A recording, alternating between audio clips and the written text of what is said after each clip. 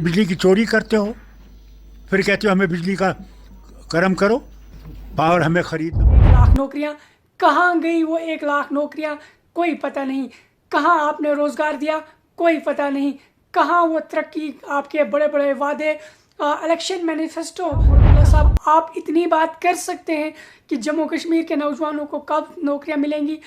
आप क्या इतनी बात कर सकते हैं कि फ्री राशन कहाँ गई? क्या आप इतनी बात कर सकते हैं कि फ्री बिजली कहाँ गई? क्या आप इतनी बात कर सकते हैं कि वो स्मार्ट मीटर्स क्यों आ रहे हैं? क्या आप ये बात? अस्सलाम वालेकुम दोस्तों, आज मेरा सवाल वज़ीर आला उमर अब्दुल्ला से रहेगा, जम्मू कश्मीर की नेशनल कॉन्फ्रेंस सरकार से रहेगा। उमर अब्दुल्ला साहब से मेरा यही सवाल रहेगा, क्या आप लोगों को असेंबली में इसलिए भेजा था कि आप स्मार्ट मीटर्स की बात करें वहाँ पर कि किस तरीके से स्मार्ट मीटर लगाए जाएं? आप लोगों को क्या इसलिए असेंबली में भेजा गया था कि आप आरबीए को हटाने की बात करें?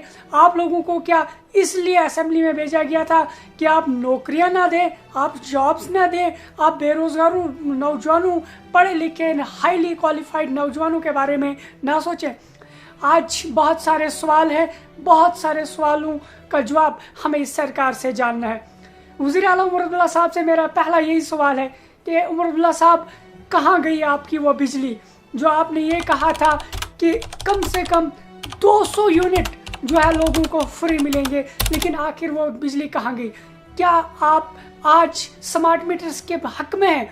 तब आप कहाँ थे जब आप कह रहे थे कि जब हम असेंबली में पहुँचेंगे तो स्मार्ट मीटर्स देखिए कहाँ उड़कर चले जाएंगे? तो क्या इस वक्त आपके जहन में अपने लोगों के लिए उन स्मार्ट मीटर्स के बारे में बात करने का टाइम नहीं कि क्यों आप लोगों के ऊपर स्मार्ट मीटर थोपना चाहते हैं?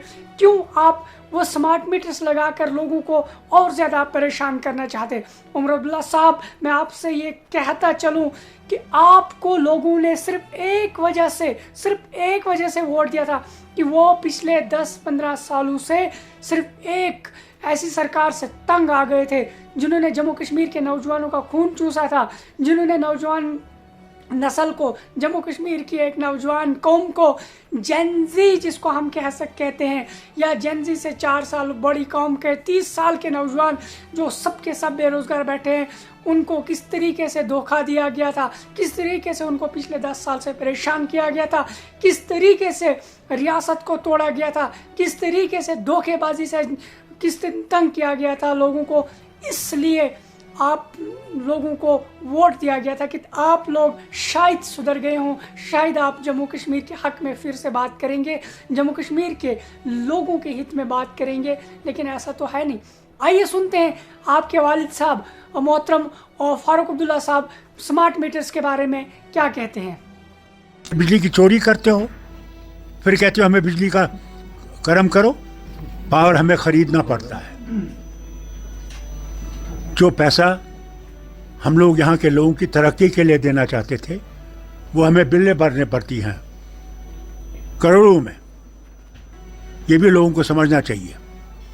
उन्हें बिजली का इस्तेमाल भी बहुत एहतियात से करना चाहिए। आपने देखा होगा किस तरह दुकानों के बाहर रात भर बिजलियाँ जलती रहती हैं। ये देखा आपने? क्या ज़रूरी है? घर में जिस कमरे में हो उसमें बिजली जलाओ। सब जगह जलाते रहते हो, फिर बिजली की चोरी करते हो, फिर कहते हो हमें बिजली का करम करो। कुछ तो तुम लोग भी हाथ बढ़ाओ। ये हुकूमत तुम्हारी है, कोई बाहर से नहीं आई है। 370 तोड़ा, रियासत का दर्जा छीना, सब कुछ गया। हम मानते हैं रियासत नहीं है, लेकिन क्या उमर अब्दुल्ला साहब, आप इतनी बात कर सकते हैं कि जम्मू कश्मीर के नौजवानों को कब नौकरियां मिलेंगी? आप क्या इतनी बात कर सकते हैं कि फ्री राशन कहाँ गई? क्या आप इतनी बात कर सकते हैं कि फ्री बिजली कहाँ गई? क्या आप इतनी बात कर सकते हैं कि वो स्मार्ट मीटर्स क्यों आ रहे हैं? क्या आप ये बात कर सकते हैं? आप नहीं करेंगे, मुझे इस बारे में पता है। उमर अब्दुल्ला साहब, हम बहुत ज़्यादा दुखी और परेशान होकर रह गए, इतना तंग होकर रह गए। एक तो जॉब नहीं, एक तो एजुकेशन पढ़ के हाईली क्वालिफाइड डिग्रीज हासिल करके बेरोज़गार बैठे हैं, रोज़गार कोई है नहीं, परेशानियों का आलम है। आपको बैकवर्ड क्लासेस ने ही वोट दिया था, आपको आरबीए वाले लोगों ने ही वोट दिया था। आप मुझे बताइए, आप आरबीए वाले लोगों के साथ क्या करने जा रहे हैं? आपको आरबीए के साथ क्या जिद है? आप आरबीआई आखिर क्यों रिपील करना हटाना चाहते हैं? आप इस तरीके से आखिर क्यों जलील कर रहे हैं? क्या वजह हो सकती है कि आप इस तरीके से लगातार जम्मू कश्मीर के नौजवानों को और जम्मू कश्मीर के लोगों को जलील कर रहे हैं? क्या आपने सिर्फ एक दफ़ा ही इलेक्शन जीतना था? क्या आने वाले वक्त में आप इस बात को भूल जाएंगे? क्या लोगों के जहन में ये बात नहीं रहेगी कि आप आरबीआई के खिलाफ बात कर रहे थे? क्या लोगों के जहन में ये बात नहीं रहेगी कि आप स्मार्ट मीटर्स की बात कर रहे थे? क्या लोगों के जहन में ये बात नहीं रहेगी कि 200 यूनिट्स बिजली की बात नहीं रहेगी? तो कहीं ना कहीं आपको इस बारे में सोचने की ज़रूरत है। इस तरीके से खिलवाड़ ना करें हमारे साथ, इस तरीके से परेशान ना करें जम्मू कश्मीर के आम जवानों को, इस तरीके से दुखी ना करें जम्मू कश्मीर के नौजवानों को। कितना दुख सहें, कितने दर्द सहें, कितनी परेशानियां झेलें। एक तो बेरोज़गारी ने बहुत बुरी तरीके से मारा हुआ है, दूसरी जानिब से आरबीआई का कोटा था उसको भी आप तबाह कर रहे हैं, ख़त्म कर रहे हैं। स्टेट हमसे पहले ही छीन ली गई थी, जॉब्स जो डिस्ट्रिक्ट लेवल पर मिलते थे वो हमसे पहले ही छीन लिए गए थे।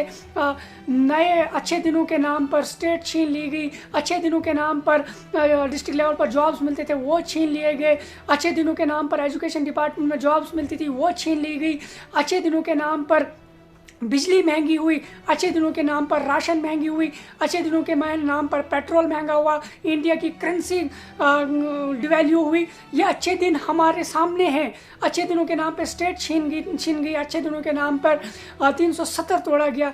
उमरुद्दौला साहब, अब बताओ क्या बचा है हमारे पास?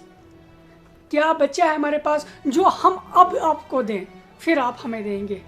सब कुछ तो छीन चुका है, सब कुछ तो ख़त्म हो चुका है, हमारे पास कुछ नहीं बचा है। हम आपसे गुजारिश करते हैं, हम आपसे बारहा गुजारिश करते हैं कि जम्मू कश्मीर के नौजवानों के बारे में सोचें। आप एक दफ़ा वज़ीर आला बन गए तो ये मत सोचें कि बस ख़त्म सब कुछ, इसके बाद कोई नहीं आएगा। सरकारें बदलती रहती हैं। आप फारूक साहब के बयान देखिए, वो क्या कह रहे हैं, आप क्या कह रहे हैं, हमें कुछ समझ ही नहीं आ रहा है कि हमने वोट क्यों दिया था।